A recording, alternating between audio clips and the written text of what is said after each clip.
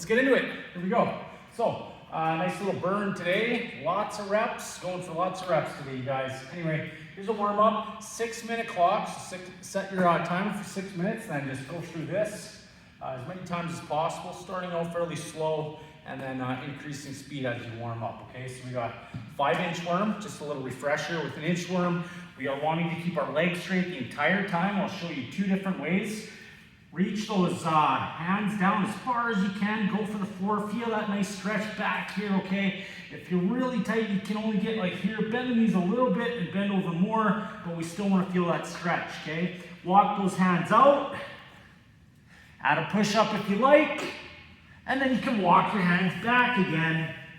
Stand and squeeze your glutes. Another way is reach again, walk it out, and then tippy toe those feet up to your hands, and then just continue walking out like that. Okay, so 5-inch worm, 30-second hollow hold. Here's something a little bit new for you. These ones here, we're gonna lie down on our back.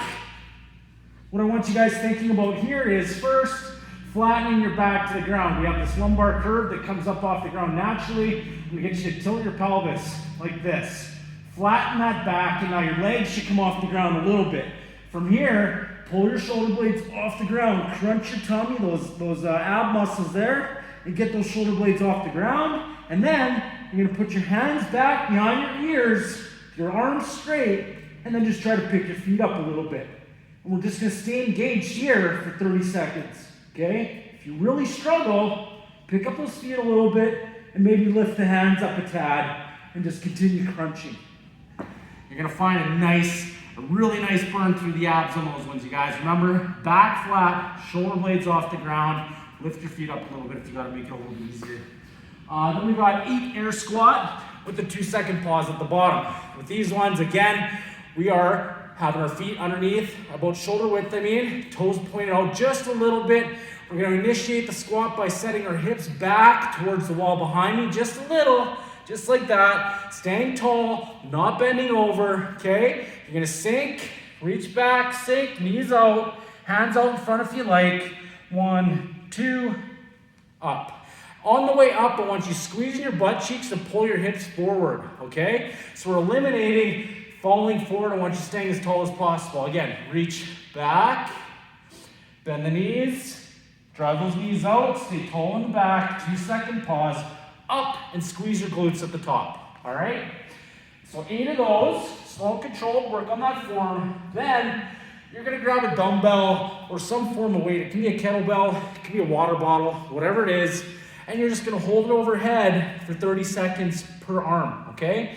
When you're doing this, you guys, I want you to think about keeping your ribs down. So we're avoiding lifting like this. Keep your ribs down and pull your shoulder blades back and down at the same time that you're holding that dumbbell up. And then just stand there, keeping that shoulder active and in the proper position the whole time. 30 seconds per side, okay?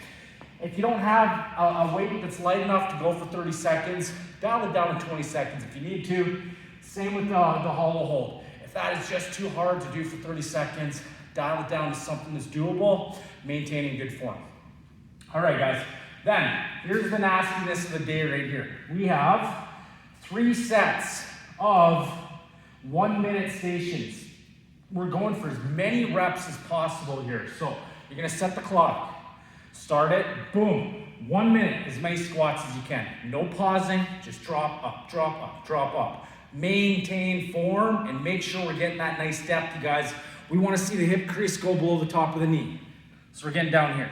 Up, 1, 2, 3, okay? So just move at a pace you can manage to go for durations for, I would say, good 30 seconds at a time. Maybe stop for a really quick rest.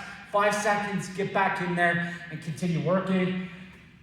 After that 1 minute's done, you go straight into 1 minute, as many reverse lunges as possible. Touch, touch, touch. Just keep on moving, you guys, all right? This is gonna be a leg burn right here. You're gonna feel it in the hip flexors, the quads, and the glutes, okay? Staying really tall. If you have trouble with lunges, put something underneath your knee. It's gonna make it so you don't have to go down so far, and make sure you're touching it. So you're hitting that same range of motion every time, okay? When you're done that minute of reverse lunges for as many reps as possible, you'll go into a minute of flutter kicks. Here we get to go on our back. We're gonna get in that hollow position, but without the arms behind us, okay? You're gonna pick up those feet a little bit and just nice little kicks. I prefer putting my arms behind me. It helps me stay. My legs are longer, tends to want to lift me up, so I'll put my arms behind me to counterweight that a little bit, okay? But really make sure you're keeping that back flat on the ground. All right, so as many flutter kicks as possible. Then we're gonna work those triceps a little bit here. We're gonna go as many bench dip as possible. So grab yourself a bench or a box or a coffee table. You're gonna set up like this, okay? Arms on it, step out just a little bit. Keep those shoulders set back. Lower yourself down until the shoulder blades or the shoulders are below the top of the elbows.